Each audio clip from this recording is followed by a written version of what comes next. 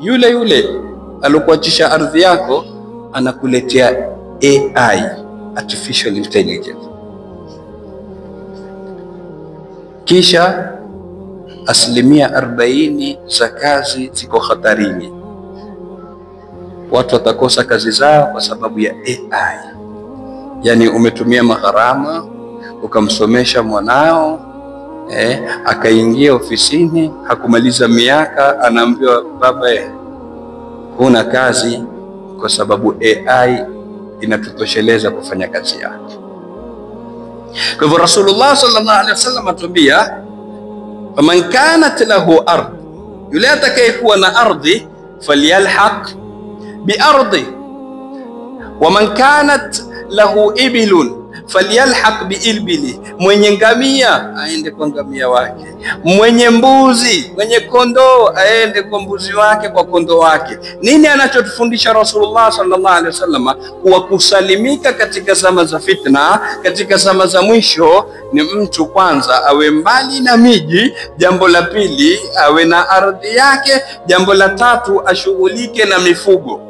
Ukishakuwa tayari una ardhi yako na mifugo yako, unaweza kulima ukala kile unachokilima. Ukilima wewe, umetaka maziwa utamkamua mnyama wako, umetaka nyama utachinja yule uliokuwa naye, utakula kile kile kilichokuwa nacho. Mmoja katika mashehe zetu asema, tulipita sehemu hivi katika jangwa, tuko njiani tuenda masafa marefu, tukapata hivi tent ama nyumba imejitenga, iko mbali kabisa. Tukasimama, sema tukaandaliwa hapo, sema tukamuuliza yule bwana, mbona waishi mbali wewe? Vitu hivi uvandao vipata wapi? Asema, alhamdulillah, maisha yangu yenda vizuri, sihitaji mimi kutoka sokoni isipokuwa vitu viwili, sukari na kibiriti, basi hivi vingine vyote unavyoviona kutoka hapa katika ardhi yetu. Mwingine asema, tumealikwa breakfast, chai ya asubuhi katika nyumba ya mtu, asema tukienda tukila, asema vote hivi mlivyovila hapa hakuna kilichotoka nje, vimetengezwa hapa ndani ya nyumba. Kwa hivyo ikiwa ni mboga zimelimwa hapa, zimevunwa hapa, kama sijui ni cheese, kama sijui ni siagi, ni maziwa, yatoka kwa wanyama wetu hapa. Wamefika katika kiwango kinachojulikana kama al-iktifau dhatiyu, kujitosheleza. Na hili ndilo alilolisisitiza Rasulullah sallallahu alaihi wasallam, kama tutakavyokuja kuona hapa mbele.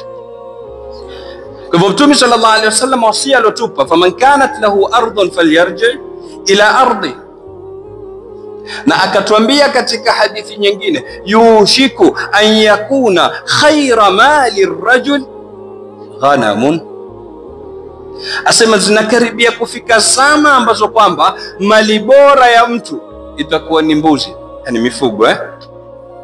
Akisema yatba'u bihi sa'fa aljibali wa mawadin alqatri, atakwenda kule majabalini, yani mbali, alafu kwenye maji. Ya haja yake ni mifugo, haja yake ni ardhi yake na sehemu kuna maji, maisha yake yaendelee.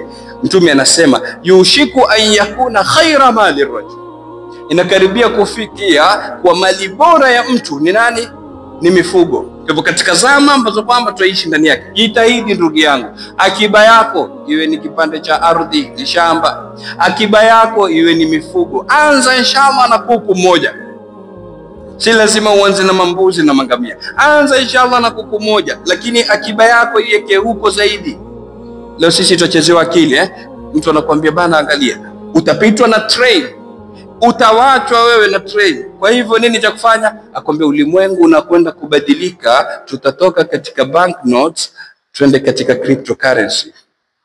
Hii pesa inaenda kibadilika, hizi pesa tunazozitumia hizi zitapitwa na wakati, tutakwenda katika al-umla ar-raqamiyya, cryptocurrency. Kwa hivyo anakwambia nenda kanunue bitcoin.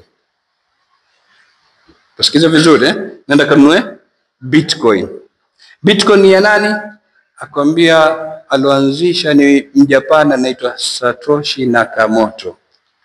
Sawa, yuko wapi Satoshi Nakamoto? Nimenunua bitcoin kwa maelfu ya dola, kesho imekuja imefungwa. Namshika wapi mimi Satoshi Nakamoto? Kwa hivyo kuwa makini, usipelekwe katika akiba tunazoelekezwa na ulimwengu kimagharibi. Msikize Mtume sallallahu alaihi wasallam anakuambia akiba muhimu katika zama hizi ni gani. Kwa hivyo yushiku an yakuna khaira mali rajuli ghanamun, inakaribia kufika zama ambazo kwamba mali bora ya mtu yatakuwa ni ghanam.